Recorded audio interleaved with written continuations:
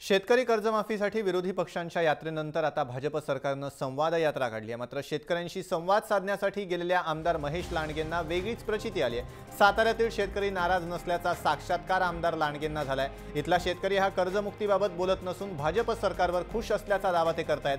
त्याचबरोबर शेतकरी आत्महत्या आणि कर्जबाजारीपणाचं कारण फक्त कृषी विभागाचे अधिकारी असल्याचं आमदार महेश लांडगेंनी सांगितलंय। तसंच शेतकऱ्याला कर्ज घ्यायची वेळच आली नाही पाहिजे अशी भावना शेतकरी व्यक्त करत असल्याचं लांडगे म्हणाले। शेतकऱ्यांच्या भावना या राज्य सरकारच्या बरोबर आहेत। मी तुम्हाला परत क्लिअर करतो। शेतकऱ्यांचं म्हणणं, मी या भागात फिरलो, शेतकरी मला एक सुद्धा शेतकरी म्हणला नाही की आमचं कर्ज माफ करा।